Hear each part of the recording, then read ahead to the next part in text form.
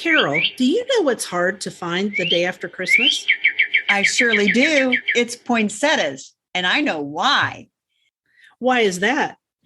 Because something magical happens on Christmas Day when the stores are closed. Yeah. Little elves come down from the North Pole and they take up all the poinsettias. They take them back to the North Pole where they keep them until next year. I'm glad they're the ones keeping them alive. Me too. Welcome to the Garden Angelus, where we talk about flowers, veggies, and all the best dirt. I'm Carol Michael from Indianapolis, Indiana, where I have a suburban garden measured in square feet. It's about a third of an acre. And I'm Dee Nash from Guthrie, Oklahoma, where I garden on several acres out in the country. We call ourselves Garden Angelus because we are evangelists for gardening. We love gardening and we want others to love it too. Yes, we do. And we aren't afraid to spill the beans and tell all of our gardening secrets, the good, the bad, and even the ugly. But that's enough of who, what, when, where. Let's move on to this week's episode. Good morning, Carol. Good morning, Dee. I have to explain something for my sister who called me earlier in the week. Okay. She said, Carol, you always say that your garden is measured in square feet, and then you tell us its acreage is a third of an acre. So I thought I would tell people that 1 acre is 43,560 square feet. So my suburban lot is approximately 15,500 square feet, give or take. Because she thought people don't know what size an acre is. That makes sense. Yeah, I don't think anybody would have told me if I hadn't gone to an agricultural college. Right. And I don't think I would know if I didn't live on several of them. Exactly. So, want to hear about my garden? I've done a lot this week with everything. Well, not a lot, a winter lot. I do want to hear about it. I potted up the Lily of the Valley pips that were in my refrigerator. Did it work? Well, I don't know. I just potted them up yesterday. So, I mean, are they alive? Yeah. You can tell if pips are alive. Oh, yeah, they're alive. Yeah. There was one that was a little sketchy, but they look alive. There's only like 4 pips. So I should go out and dig some up. I might, but Dee, we talked about the weather. It's just really not been that cold. And so no, if I'm going to dig any up, I'm going to wait a couple of weeks after true winter has shown up around this place. Yeah, no kidding. So we both got some oxalis as a gift from the Garden of Words. Yes. Yes. Thank you all. I repotted mine. Did you not like the little gold square it came in, the little cube? I did, but it doesn't have any drainage holes, and that always worries me. So I kind of dumped it, pulled out all the little oxalis root things, which are very funky looking, and repotted them up into 2 smaller pots. So we'll see how it goes. I love oxalis. I think that's going to be a really fun thing to have. I do too. And I've sowed some more seeds for microgreens, so all good. You know what else I did, Dee, before Christmas? I do not. I bought peanuts for the Blue Jays. And you know who has not visited the peanut feeder yet? Blue Jays. That's right. And I'm like, what do they want? What do they want? There they are. Come and get them. Ours is pretty much cardinals and chickadees and little tiny sparrows and little black caps. They're really cute. I'm enjoying watching them. I'll enjoy them more when I bring down the tree though, because I'll be able to see them better. Yeah. What's your garden update today, Dee? Well, there's not much of an update. I could have worked cutting things down in the garden, but I didn't because I'm trying to leave it up for the bugs. And because bugs, nest down in the stems and we want to have more bugs and all that kind of stuff. Right. And then I just went and enjoyed Christmas. I did my oxalis and I put it out in the greenhouse and watered it. And it's just sitting there. I hope it does something. And I was kind of feeling bad about my paper whites because they hadn't bloomed, but I saw some blooms today. I mean, the buds. Yay. Yes.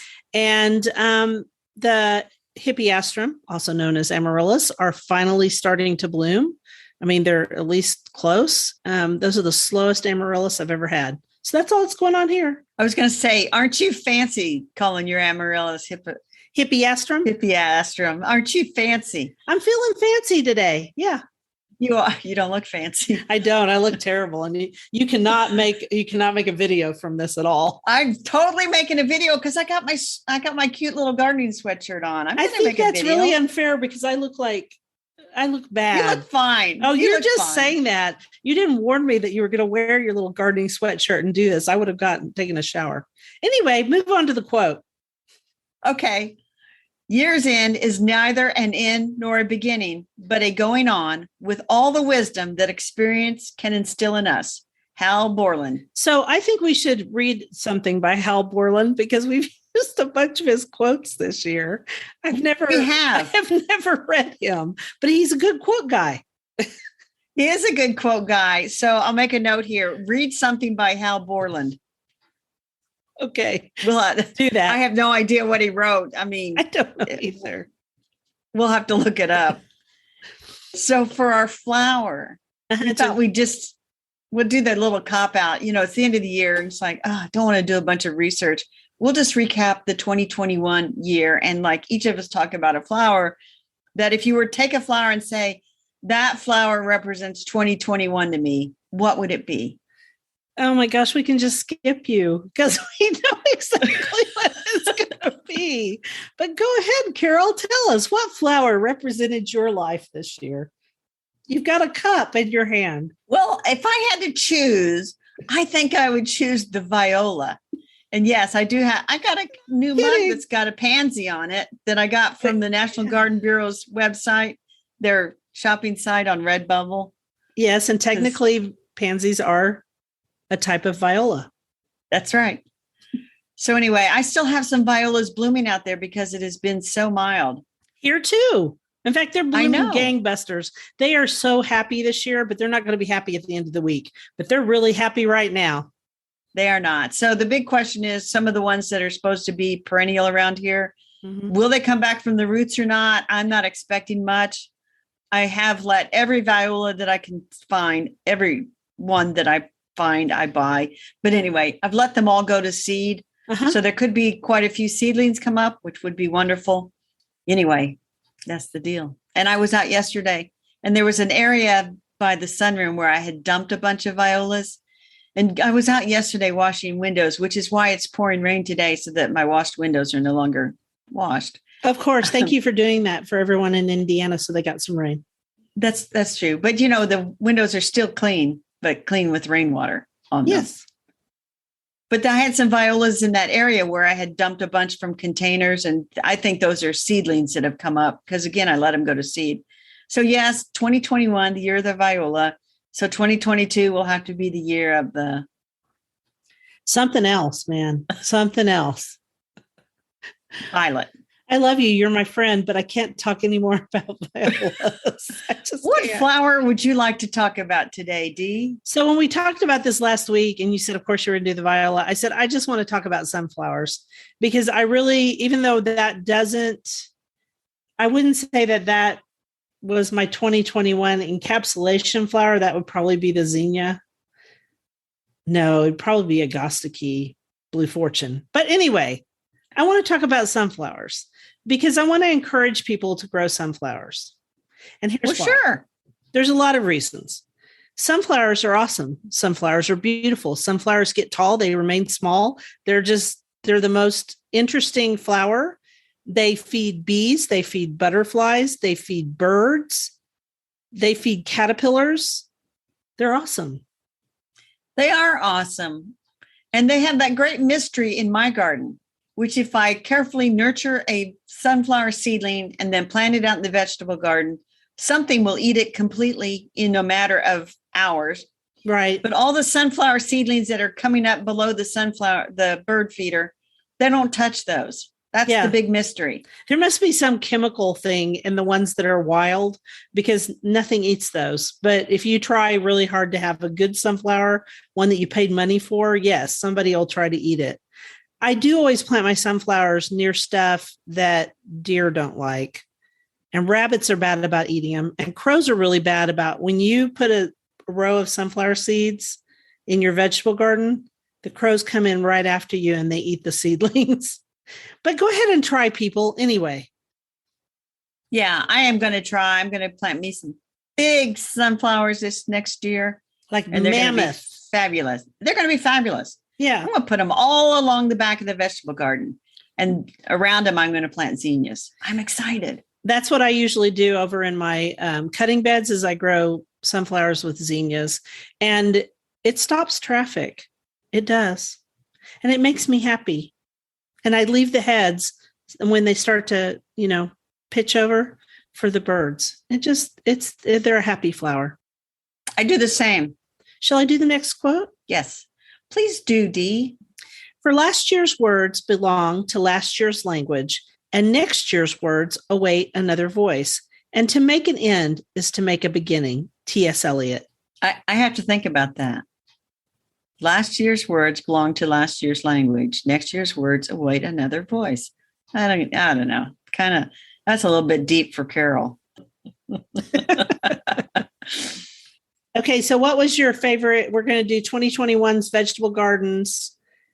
And what did we think were the thing that made us the happiest? Well, I was the happiest because I had good green beans. And remember, we talked about in 2020, we both had terrible green beans. But then 2021, I had great green beans because I went back to the old proven variety provider. The weather was good. I picked them at the right time. You want to pick them before they get all tough and stringy, and they were delicious. And I still have some in the freezer. I should get those out and eat them. So for me, it was probably tomatoes and peppers. I love growing them in the smart pots. I really enjoyed growing them down the driveway. I thought that was great. And I ate so many tomatoes, had so many varieties.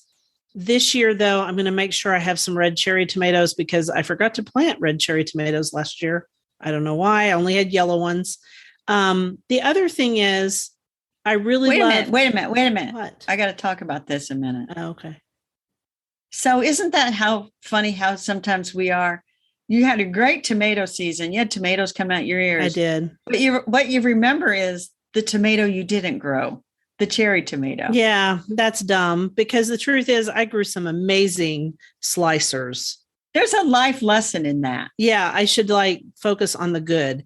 Isn't it funny how our minds always go to the one small negative? And that wasn't even really that negative. It's just No, it wasn't that negative. It just struck me. It's like, there's a lesson in that. It's like, man, you had a great tomato year. Oh, I did. Take the asterisk off about the cherry tomato. Okay, we'll just take that off, but I am going to plant red ones next year. And then of course you are. I'm going to remind you. And then poblano peppers. I grow a lot of different varieties of peppers, but I really love poblanos. I love how dark green they are. And I love shishitos because they're snackies. You just stir them up in a pan and eat them like candy. They're so good. So those two peppers are going to be two that I absolutely have to grow next year because I love them the most. And I love the fact that poblanos aren't too hot, but they have just a little bit of heat. But I was also going to say that after I moved, what? I wanted to say, I will never eat peppers like candy. I will tolerate them cooked into things. I love them cooked into things. I will never eat it like candy. Well, I challenge you to grow shishito peppers next year, and we'll see if you don't like them a lot. You might. All right. Challenge accepted. Okay. You need about 3 plants at least to have enough to saute them. And they're way better than the ones you can buy at the store because they're super tender and they're not hot. They're delicious. Okay. Okay. So can I say my other thing now? Now you can. Oh, thank you. So when I moved the tomatoes and peppers out of the potager, I was able to line all the beds with lavender. Uh-huh. And my favorite time of the year in the garden last year was when Casey came to visit me from Oklahoma Gardening, and we walked through that lavender, and the bees were all on the lavender, and it smelled good, and the bees were happy, and oh my gosh, favorite memory of my entire gardening year. That's wonderful. And I don't know, did they capture any of that in the? Yeah, it's in the actual video? episode. So I'll find the episode that was about. It was the tomato pepper episode. We can all virtually walk down your aisle of lavender with all the bees buzzing about. I'll walk down it with you again because I go back and watch those because I get to see my garden in the summertime again. There were 4. That's nice. I can't believe we filmed 4 episodes. That's crazy. Anyway. That's because you've got a big garden and there was a lot going on. I do have a teaser for you for next week. Cool. What is it? It's a pepper story, but it'll have to wait till next week. You better make a note so we don't forget. I make a note. And when I go back and edit everything, I'll make notes. Don't worry about it.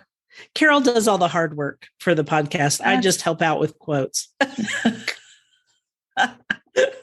So how about you do the next? I'm going to do the next quote.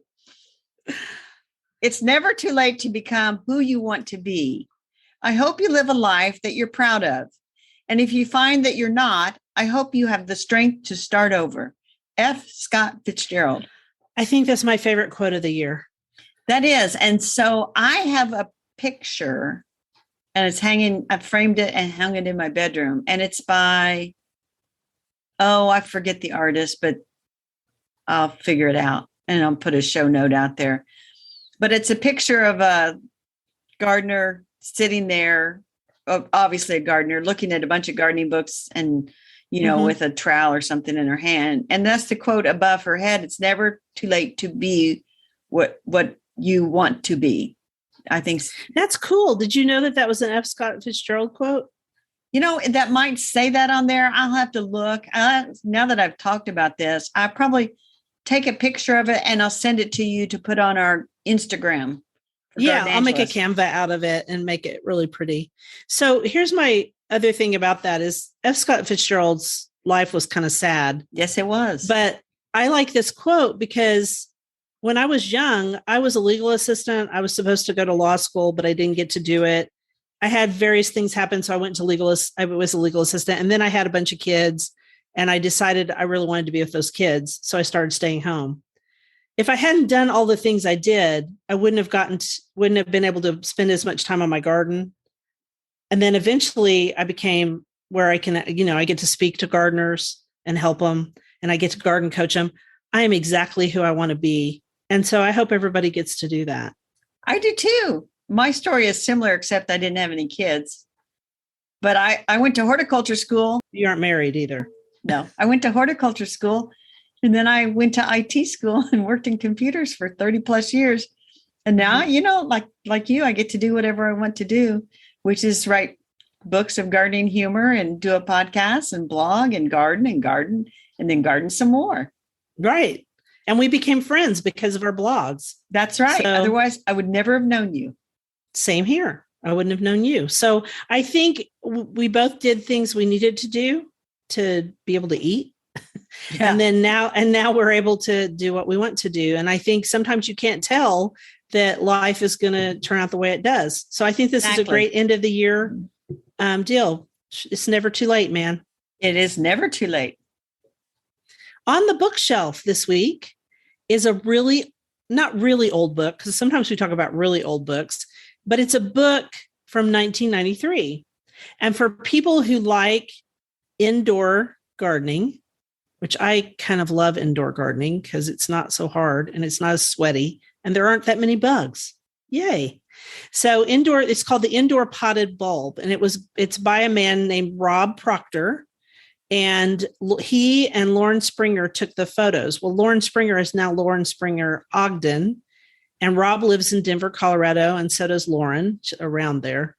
And so they're both still writing. Lauren has several books too that are wonderful about sustainable gardening.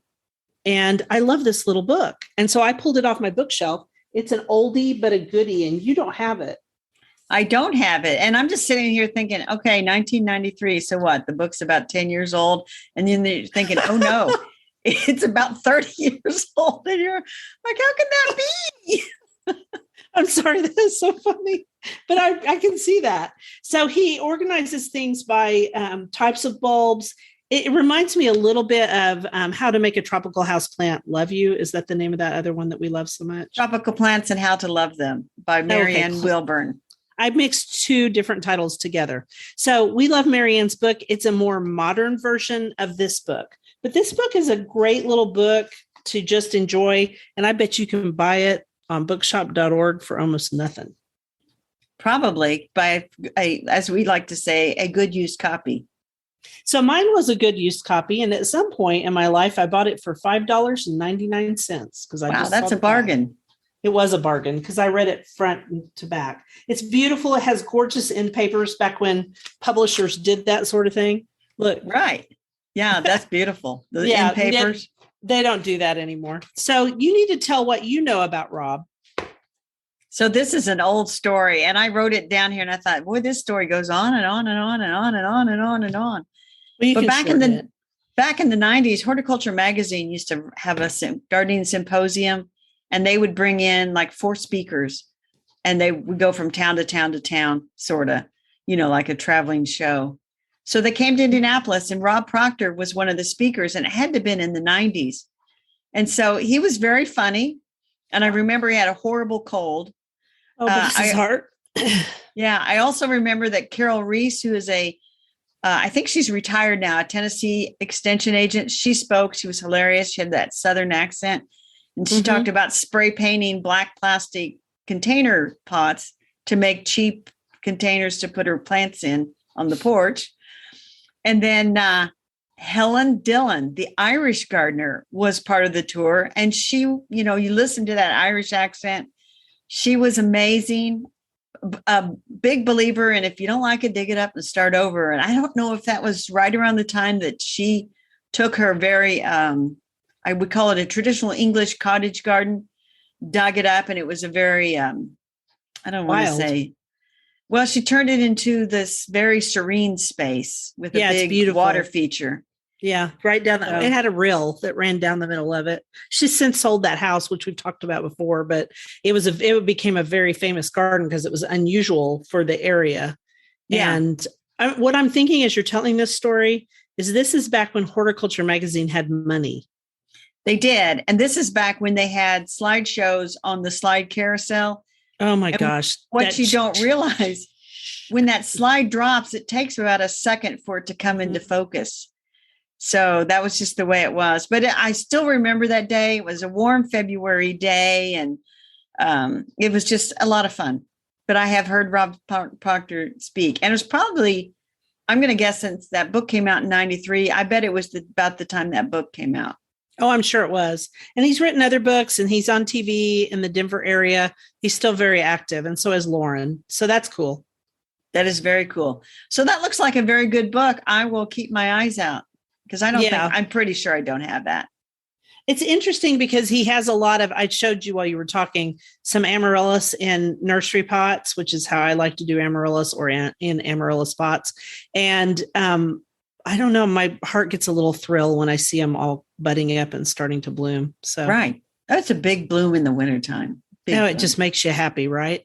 So our dirt is about amaryllis bulbs. What a nice transition. It is. Because did I send you, or you sent me a link? I sent it to you. These amaryllis bulbs, not only are they waxed, so you don't have to do anything, which is the kind I get my great nieces and great nephew, the wax. So they just like set it on the table and watch it bloom. They have these in sweaters. And then I found one that was in velvet. Right. So I saw them at Tin Lizzie's, and they still have them in Oklahoma City. It's in the downtown area. And I was in there looking at things before Christmas, and I come across, and here are these amaryllis bulbs in sweaters. And I started laughing, and I sent you a picture of them. And then you actually found the link to the velvet ones. I like the velvet ones. They're very elegant. And then the mind, next year. Yeah. The mind just goes to places like, maybe you should sew your own clothes for your own amaryllis bulbs, or knit your own bulb sweaters.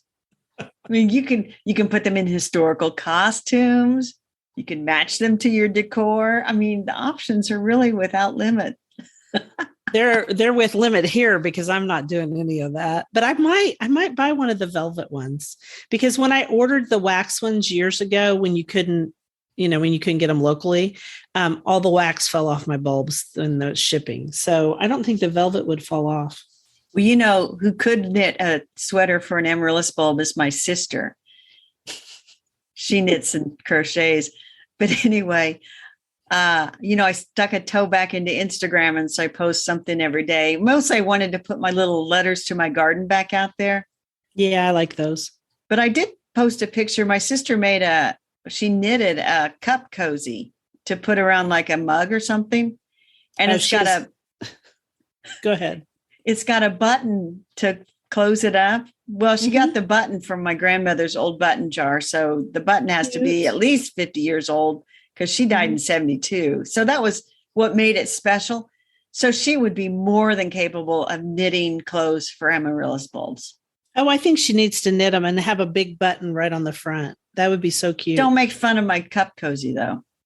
I won't make fun of your cup cozy. Okay. It's on the gram. I'll go look. Okay, so our other piece of dirt, we have two dirt this week. Dirts, I don't know. Anyway, there's a whole thing from AHS Gardening about how you don't have to throw out your Christmas houseplants. But here's the thing. You can go read it in our show notes if you want to, or you can throw out your Christmas houseplants. We don't care. Well, and AHS stands for American Horticultural Society. And this is our attempt in this podcast episode to provide at least one thing of use or value to the listener. Yeah. So if you want to keep your poinsettias alive, they will tell you how. But mine's going to go away. I'm just letting people know now. It's big and it's beautiful, but I'm done with it. Anyway, it's going to go away in a few weeks. I am not reblooming that sucker. I've done it once. I don't have to ever do that again. Yeah. Goodbye, Dee's poinsettia. Goodbye. So whose turn is it to? It's your turn, I think. Or it might be. No, it's your turn. Should old acquaintance be forgot and never brought to mind? Should old acquaintance be forgot and old lang syne? That's because this is our episode before the new year. Yes, and you're going to have to talk first because I'm trying to cough because I still cough from that cold I had. Okay, so I will talk and say, down the rabbit hole I went, Dee. Where have I been? Where has the movie The Bishop's Wife been? This is my new number one favorite Christmas movie from 1947. I have to laugh. That movie has been around since 1947. I know. I've seen it twice, 3 times, 4 times. It is a great movie. Of course, it's not a Catholic bishop. They're Episcopalian, aren't they? Yes, they're Episcopalian. Yeah. And the whole thing is just very sweet. But at the very beginning, in one of the first episodes, the professor starts arguing about a Christmas tree and says something about it's AB's color. And he's like, oh, they're talking botanical names. I'm interested. But that's not what the movie's about. But it's just, it's just like a movie from the 1940s. They're going to wrap it up nice and neat. It's going to have a happy ending and a lovely bow on top. And I'll tell you what, there was one scene in that movie. I won't give it away. I laughed and laughed and laughed. It is a sweet movie. It's so sweet. And David Nivens is the bishop, and Loretta Young's his wife, and Cary Grant's an angel. That's all we have to say. It's really good. Right. It is. And then good. They remade it in 1996. I did not know that. And it's called The Preacher's Wife, and it had Denzel Washington and Whitney Houston. It is also charming. It is not as charming as the original because honestly, 1940s movies, they were just so charming. But Whitney Houston is cute, and I love Denzel Washington. And so it was really, really good. I was also going to tell you, I didn't even write this in our notes, but in the show 1883, which is the Yellowstone origin series, they were meeting with the settlers going west. Okay. And most of the settlers are immigrants from Europe. And so they hold up a plant in their hand and they said, don't go near this plant, because they're trying to tell them different dangers about snakes, different things. And they have this person has something wrapped around it, which I thought was pretty cool while they're holding it. And he says, this is poison. He either says poison oak or poison ivy. He says, I think he says this is poison oak because they're in Texas. He said, this is poison oak and you don't need to touch it and don't go near it and blah, blah, blah. And I had to laugh because it was not, but that's okay. I was like that's neither poison ivy nor poison oak, but I appreciate that you guys were telling people it's a bad thing. You'll get a rash and it'll be really bad. So I looked up all the stuff about this movie, and on the one website, that imdb.com or whatever, they talk about all the goofs in the movie, and it's like there weren't very many goofs. So anyway, that's my rabbit hole. What rabbit hole did you fall down? Well, my rabbit hole is a sad rabbit hole. I watched a piece on 60 Minutes about vineyards, French vineyards, and how the soil, vines, and crop yield is way down because of climate change. And so the problem is they're having higher temperatures, strange storms. France is being hit extremely hard, especially the Champagne region, which is the only place that you can make champagne. Sparkling wines are made everywhere, but you can only make champagne in the Champagne region because French wines are all based on region. So when you get a French wine, they don't tell you usually what the varietal is. They just tell you where it's from because that's how they do their wines. Some of the vintners lost 90% of their crop this year, so they didn't produce any wine. And it's the first year that's ever happened since 1700. I'm going to just let that sit for a second. Yeah. That's crazy, right? Why'd you bring that up? We're trying to have an uplifting. Well, it just is what it is. But you know what? I related it to Oklahoma because of this part. They went and talked to a different vintner, and he said their biggest problem is they have something called a spring bud killing frost. Okay. So because the winters are warmer, everything doesn't stay dormant. It does bud break, and then it gets slammed with a late freeze. Well, that's what happens in Oklahoma almost every year to the fruit crop. And so I very rarely get apples or peaches or anything, but that's okay. I took down my peach trees this year anyway. My bees do get to enjoy the blossoms, so that's good. Anyway, if you want to go and watch this, I linked to it. If you don't want to go watch it and hear some more bad news, it's okay. It's still a good rabbit hole to go down to. The whole, they're starting to grow grapes in Indiana for various wines and things, and the whole viticulture, very interesting. Very interesting. It's fascinating because for many varietals, you need cool nights and warm days. And that's why California is a good place. That's why Oregon's a good place on the coast, and why Washington State's a good place on the coast. Here's the part that I thought was interesting about it too. Farmers are now planting vines further north. So Indiana makes sense, right? Right. To get cool nighttime temperatures. And they're also harvesting earlier. And they're also introducing new grape varieties that they can blend with their more traditional varieties. And so, scientists are trying to make things easier. And I know that, and I'm sure Purdue is like this too. Oklahoma State is always trying to come up with new ways to help farmers grow things more efficiently. And I appreciate that.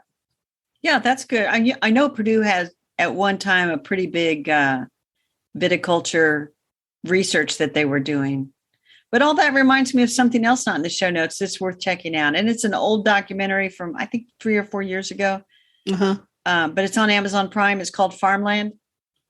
Oh, I'd love to see that. And it follows 5 or 6 different young farmers that have taken over, that are in the process or have taken over their family farms. And there's one woman in the group who is a vegetable farmer. But it just kind of goes back and forth with all those stories. And it's uplifting to see these young people that are trying to take on farming and make a go of it and stay with their Farming's family not farms. Easy. It's really hard. Yeah. Just like gardening isn't easy. And I think, things have changed in Oklahoma. It's most of the time warmer now in the winter time than it used to be, although sometimes we have freak storms. And so I could really identify with the vintners that were trying to make this work, and I've changed my garden. I've changed it a lot to make it easier to deal with this weather that's kind of strange. Right. Although Oklahoma's always had strange weather. So what are you going to do in the garden this week? What's your garden commission? So in the garden this week, I believe that I am going to pull out the hyacinth bulbs in the refrigerator. Again, I haven't really tracked very well if they got enough cooling or not, but I think so because I put them in the refrigerator about the same time I always do. And I always take them out around the New Year's and put them on their vases. And I have enough this year. I actually might pot some up as well. So then I'm just going to keep an eye on everything. The lily, the valley pips, the microgreens, my oxalis, see what happens to those violas outside when the weather gets colder.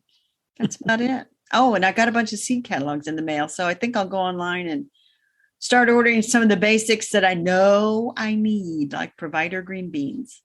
So are we going to talk about seeds next week? We can if you want. I guess we could. We'll talk about what we're going to order. In my case, I am still keeping everything in the greenhouse alive, trying to water as little as possible to keep the fungus gnats down and the other beasties that I get in there about this time of year. Now that we have gone through the winter solstice, the days are going to get longer and things will start to grow again. And I've also been bringing plants back and forth to really enjoy them in my house this year. And the pelargoniums have been really putting on a show. I sent Carol a couple of photos. And everybody, it's going to get really, really cold in Oklahoma on Saturday this week. This comes out on Wednesday. And so Saturday, Blue Norther is coming. So, and I think it's going to get wintry here probably as well in Indiana. So we want to, before we do our wrap up, we do want to wish everybody a happy new year. Yes. Happy New Year, everyone. And may you get everything you desire in the new year. Yeah. Let's just all tiptoe into 2022 and real quiet. And maybe, maybe things will get easier. That's true. Or just go crashing in and see what happens. There you go. We want to thank you for listening to The Gardenangelists. If you like our podcast, please tell your friends about us. Also hit the subscribe button so you don't miss a single episode. And if you listen to Apple Podcasts, we'd love a 5-star review. It really does help us get noticed by others because of the algorithm. And could you also share our podcast with your gardening friends? Word of mouth is still the best way to get the word out there. Yes, and be sure and check out our show notes for links for more information about today's topics, plus links to our own websites. And if you want to help support us, use the affiliate links. If you buy something after clicking through on them, we earn a small commission and it costs you nothing. It was lovely to chat with all of you over the garden gate today. Bye until next week. Bye, everybody.